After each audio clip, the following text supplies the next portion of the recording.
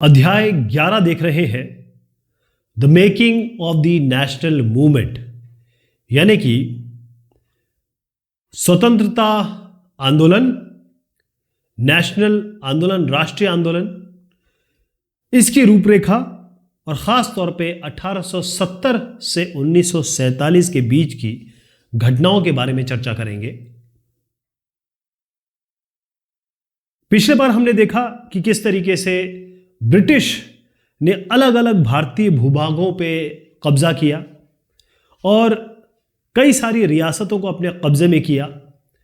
कौन कौन से नए कानून वो लेके आए, जो एडमिनिस्ट्रेटिव इंस्टीट्यूशन है या ये कहें कि प्रशासनिक संस्थाएं, पीजेंट ट्राइबल यानी किसानों और आदिवासियों की जिंदगी में क्या परिवर्तन हुए, शिक्षा में क्या हुआ, औरतों की क्या सिचुएशन थी, वर्ण व्यवस्था, जाति व्यवस्था में क्या परिवर्तन हुए या क्या चैलेंजेस आए, सोशल और रिलीजियस रिफॉर्म यानी सामाजिक और धार्मिक आधार पे क्या परिवर्तन आए या उसमें क्या सुधार आए, 1857 का जो रिवोल्ट हुआ जिसने आज़ादी की नींव रखी थी और उसके बाद क्या होता है, कैसे हमारी हस्तकला ख़त्म होती है और उद्योग इंडस्ट्रीज़ बढ़ती हैं।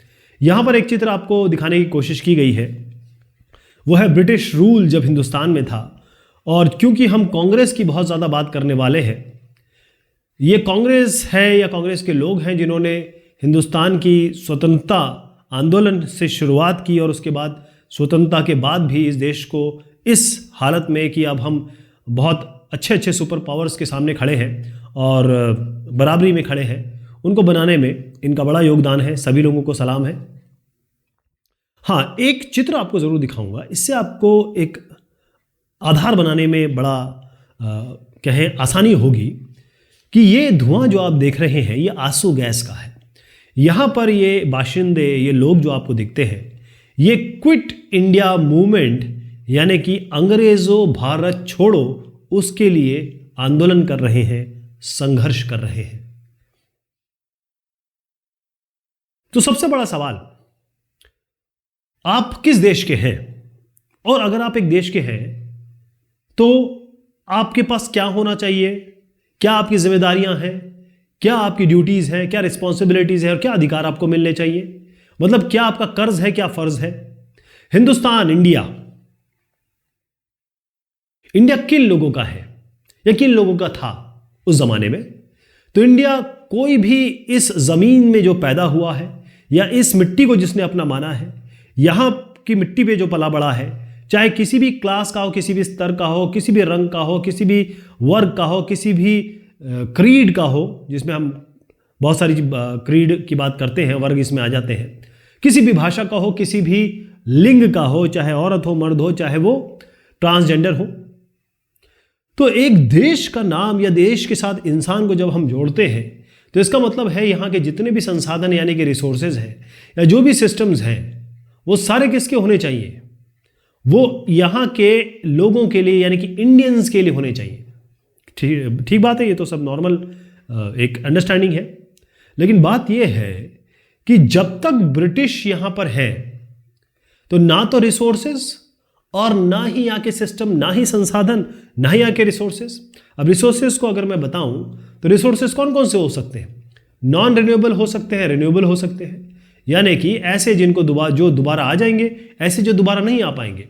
तो अंग्रेज़ों ने अगर खनिज यानी कि मिनरल्स ख़त्म कर दिए, क्रूड ऑयल ख़त्म कर दिया जिससे हम तेल वगैरह बनाते हैं और डीजल ऑयल वगैरह बनाते हैं, या वन के संसाधन ख़त्म कर दिए, वाइल्ड लाइफ ख़त्म कर दी, अगर ये सब चीज़ें हमारे पास नहीं आई, इंडियंस इसका उपभोग नहीं कर सकते हैं, इंडियंस इसके लिए मतलब उनको बिल्कुल बाउंड्री में रखा गया है कि आप इसका उपयोग नहीं कर सकते हैं, तब क्या होगा? ऐसा हुआ। तो ये जो चेतना थी, ये जो कॉन्शियसनेस थी, ये इसी कॉन्शियसनेस ने, यही जो चेतना लोगों में उभरी, उसी के बाद 1800, अगर आपको मैं जो समय बता रहा हूं, आपको पता है 1857 में क्या हुआ था। तो 1850 के बाद ही बहुत सारे पॉलिटिकल ऑर्गेनाइजेशन या पॉलिटिकल एसोसिएशंस आप कह सकते हैं, वो शुरू हुए, यानी कि राजनीतिक संस्थाओं का गठन होना शुरू हुआ। और इसकी तेजी आई 1870 और 1880 में, क्योंकि 1857 का विद्रोह हो चुका था। यानी कि हर दिल में एक आग थी, एक कसक थी कि भाई अब हमें आज़ाद होना है। और ये जिन लोगों ने किया, आपको जान के बड़ा आश्चर्य होगा कि ये जो लोग कर रहे थे वो खुद ही इंग्लिश एजुकेटेड थे।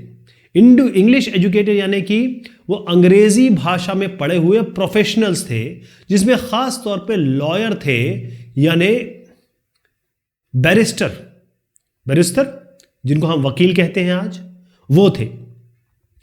तो आप ये कहेंगे ये लोग थे, ये तो फिर कैसी बात हो गई। देखिए, जब आप किसी से बात करना चाहते हो, ये तमिल बात करता है, तो अगर आप भी तमिल बात करेंगे तो आप समझ पाएंगे ना इनको। अगर ये तमिल बात कर रहे हैं, आप केवल हिंदी जानते हैं, तमिल नहीं जानते, तो आप कैसे समझ पाएंगे। तो हिंदुस्तानी जब ये अंग्रेजी जान गया और समझदार हो गया, पढ़ लिख गया, तभी तो उसको समझ में आया कि यार ये तो हमारे संसाधन सारे ख़त्म कर जाएंगे, हमको तो इन्होंने गुलाम बना के रखा है, हमें बहुत सारे अधिकार जो हमें नॉर्मली मिलने चाहिए एज ए इंडियन, वो तो हमें मिल ही नहीं रहे हैं। तो बहुत सारे ऐसे अलग अलग एसोसिएशंस बनाए गए, जिनमें मैंने कुछ का नाम जरूर लूंगा, जिसको यहाँ भी मैं आपको दर्शाऊंगा, जिसमें है पूना सार्वजनिक सभा, हिंदुस्तानी एसोसिएशन यानी कि इंडियन एसोसिएशन, ऐसी मद्रास महाजन सभा, ऐसी बॉम्बे प्रेसिडेंसी एसोसिएशन, और इसमें सबसे इंपॉर्टेंट है जिसकी बात करना बहुत ज़रूरी है, वो है इंडियन नेशनल कांग्रेस, क्योंकि ये एक बहुत ही बड़ी संस्था बन गई थी, या फिर पॉलिटिकल ऑर्गेनाइजेशन बन गया था, जिसने हमें स्वतंत्रता दिलाई। और उसके बाद तकरीबन 70 साल तक इन्होंने हमारे देश को, जो आज हम जहाँ पहुँचे हैं, वहाँ पहुँचाने में एक बहुत बड़ा योगदान दिया है। तो मैं आपको एक लिस्ट दिखाना चाहूँगा। लिस्ट से आपको पता लगेगा कि कितनी सारी ये पॉलिटिकल ऑर्गेनाइजेशन या कहें कि राष्ट्रवादी संस्थाएं बनी। तो 1839 मतलब 1857 से पहले ही बननी शुरू हो गई थी, और इसमें कई ऐसे थे जो पहले कलकत्ता से शुरू हुई, फिर सारे देश में इस तरीके से बनने लगी। मैंने इंडियन नेशनल कांग्रेस का नाम लिया था, वो आपको यहाँ पर दिख रही हैं। ए.ओ. ह्यूम साहब इसके फाउंडर थे। अब आप देखिए, ए.ओ. ह्यूम के बारे में भी मैं आपको बताऊँगा। मुंबई में इसकी आधारशिला शुरुआत हुई थी, लेकिन अभी आपको ये भी पता चलेगा कि कहाँ पर ये बनी थी। इसके अलावा इंडियन नेशनल कॉन्फ्रेंस है, इंडियन एसोसिएशन है, हमने अभी भी बॉम्बे प्रेसिडेंसी एसोसिएशन की बात की, ये वाला। तो इस तरीके से तमाम, ये तो कुछ के मैंने नाम दर्शाए हैं, तमाम तरीके की संस्थाएं बनने लगी। सार्वजनिक का एग्जांपल ले लीजिए, जैसे पूना सार्वजनिक सभा। सार्वजनिक का मतलब क्या होता है? सर मतलब सब, जन मतलब लोग, सभी लोगों के लिए। तो इसका मतलब क्या हुआ कि ये जो एसोसिएशंस बने थे, ये कहीं कहीं तक सीमित थे। जैसे कोई बॉम्बे में आ गया, किसी ने मुंबई, ये महाराष्ट्र में, या ये कहें मद्रास में शुरू कर दिया, तो आप कहेंगे तो ये लोकल संस्थाएं हो गई। ऐसा नहीं था। सबका जो मैंने कहा ना, एसोसिएशन यानी कि जो चेतना थी, उसी के कारण तो सब हो रहा था। एसोसिएशन कैसे बन गई?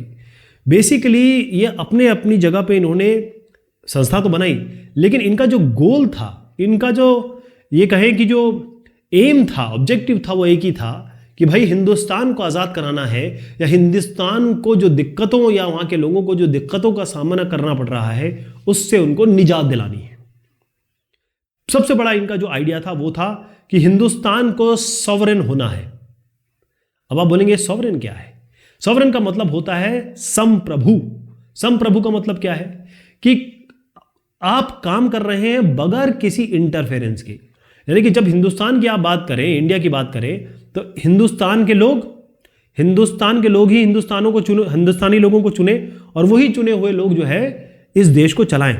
यानी किसी भी बाहरी ताकत, चाहे ब्रिटिश ले ले या कोई भी आप XYZ ले ले, उनका यहां पर कोई भी इंटरफेरेंस ना हो। और ये संप्रभुता थी, यही सबका एक मेन एम था।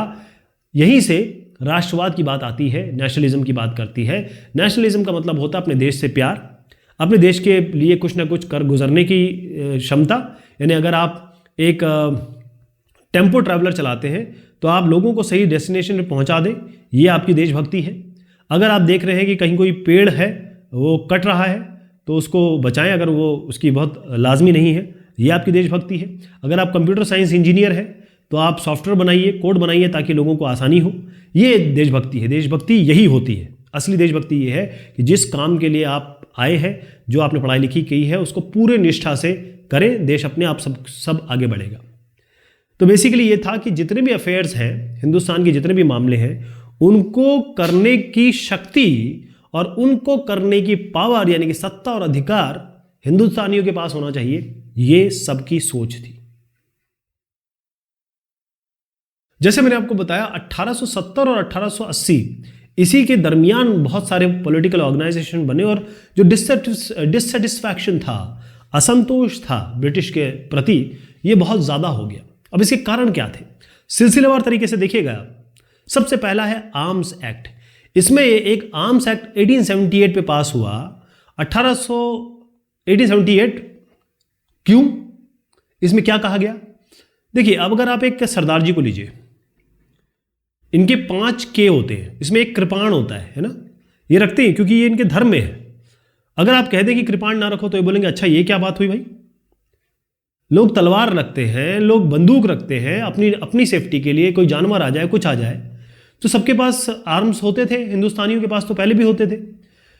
अंग्रेजों ने कहा कि भाई अब हिंदुस्तानी आर्म नहीं रख सकते, कोई भी जैसे बंदूक हो गई या रिवॉल्वर हो गई या तलवार हो गई, वो नहीं रख सकते। अरे ये क्या बात हुई? ये पहली चीज इन्होंने की अंग्रेजों ने।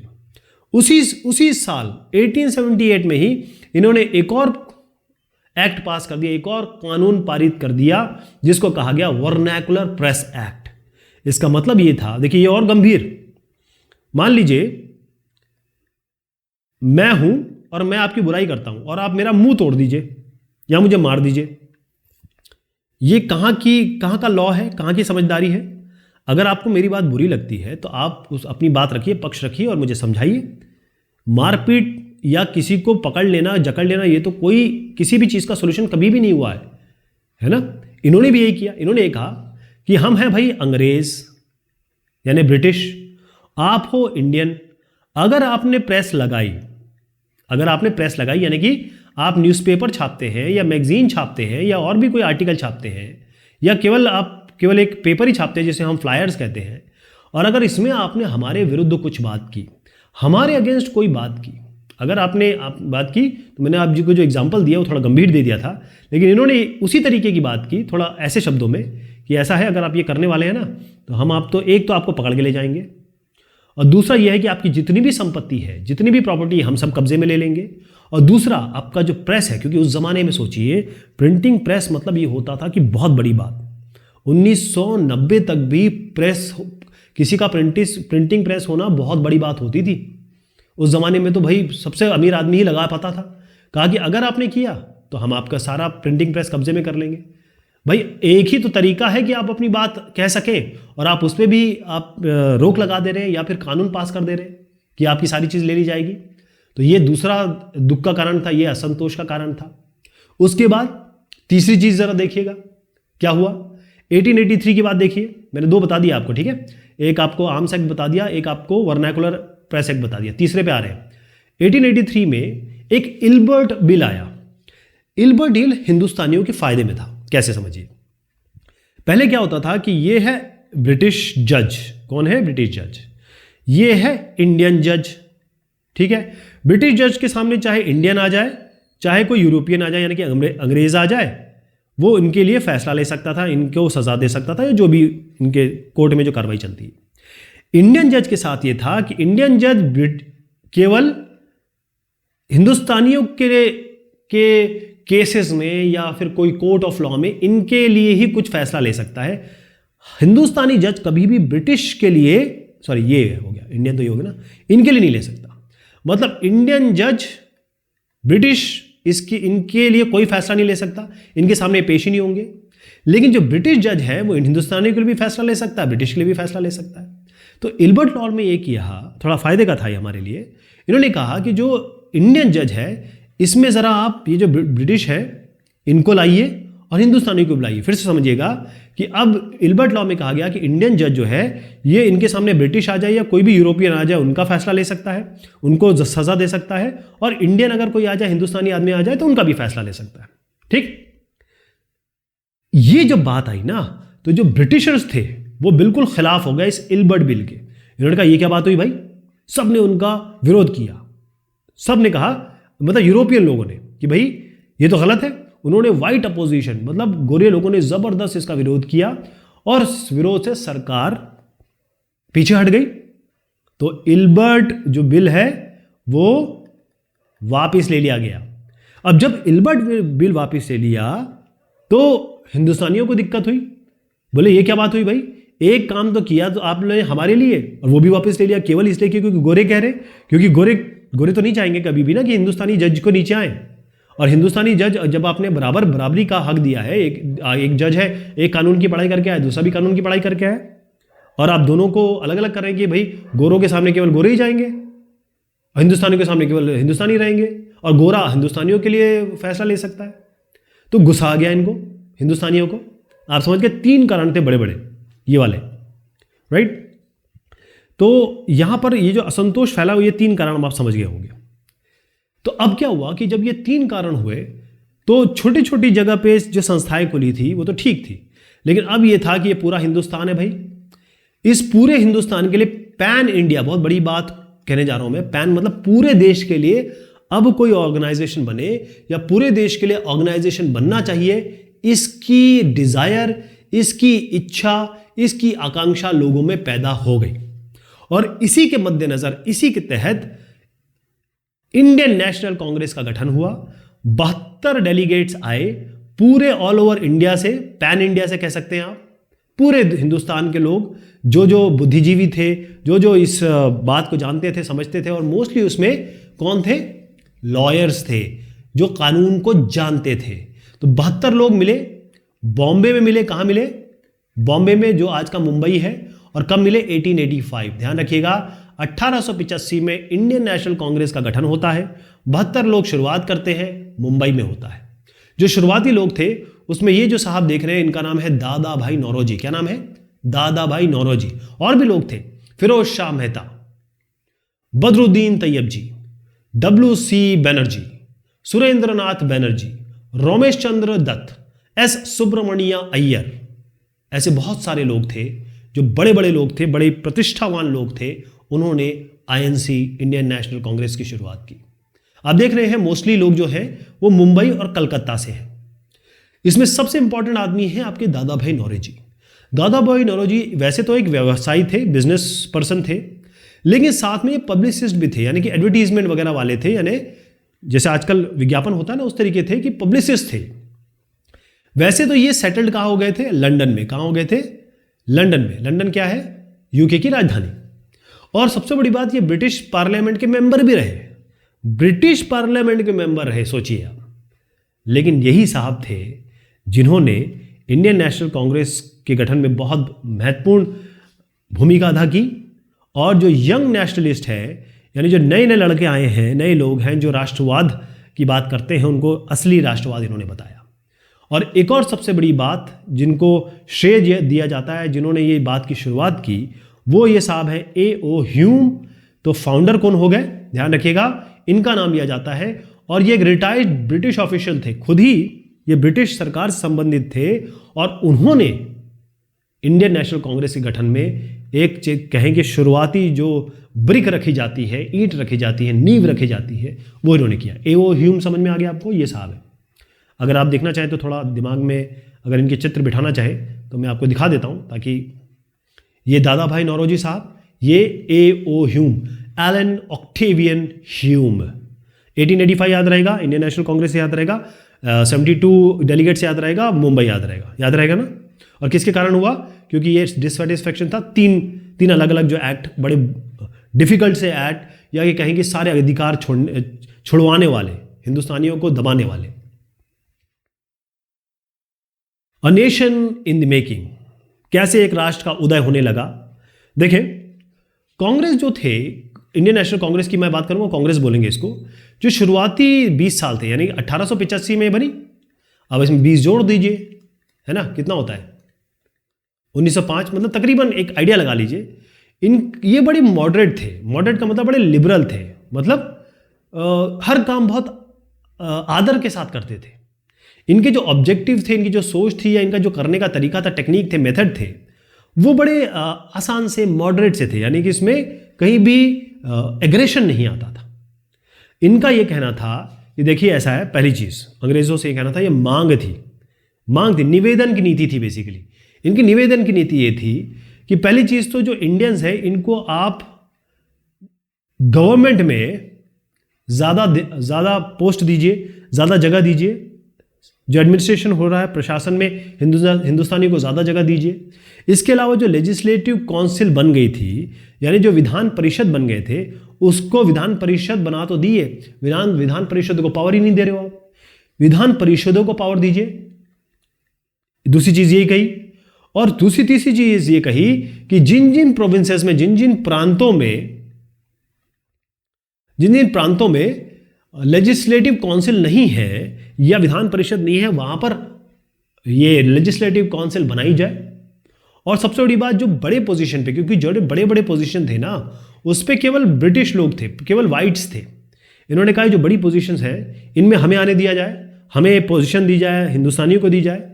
और सबसे बड़ी बात, आपको जान के आश्चर्य होगा कि जो आज IAS UPSC के लिए पूरा देश तैयारी करता है, सबका सपना होता है, जिसे IAS या ICS कहा जाता था पहले, इंडियन सिविल सर्विस, इसका आप मान सकते हैं इसका एग्जाम कहाँ होता था? लंदन में होता था। इसका एग्जाम यहाँ होता ही नहीं था, हिंदुस्तान में होता ही नहीं था। तो इंडियन नेशनल कांग्रेस कहती है कि साहब इसका एग्जाम जो है वो इंडिया में करवाइए, हिंदुस्तान में करवाइए, ताकि यहाँ के लोग भी इसमें शामिल हो सके। तो जो हिंदुस्तान, यही कहें कि इंडियनाइजेशन, ये बहुत सारी चीज ऐसी थी, जैसे रेसिज्म है, रेसिज्म हो रहा था। हिंदुस्तानियों को अगर अलग किया जाए या बड़े पोस्ट पे ना आने दिया जाए या उनको ब्राउन समझा जाए तो रेसिज्म ही तो है। तो ये जो कोशिशें थी इंडियन नेशनल कांग्रेस की, वो इसी तरफ थी, क्योंकि जितनी भी बड़ी बड़ी जॉब्स, इंपॉर्टेंट जॉब, जैसे मैंने आपको बताया, जितने भी हाई पोस्ट थे वो मोनोपोलाइज्ड बाय वाइट थे, यानी कि जो वाइट्स थे उन्हीं के हाथ में थे। क्योंकि ब्रिटिश ये मानते थे कि भाई जो इंडियंस हैं इनको बड़ी पोजीशन दी ही नहीं जा सकती, इनको कोई भी रिस्पॉन्सिबिलिटी का काम, इनको कोई भी जिम्मेदारी का काम दिया ही नहीं जा सकता। किनको? हिंदुस्तानियों को, ऐसा उनका मानना था।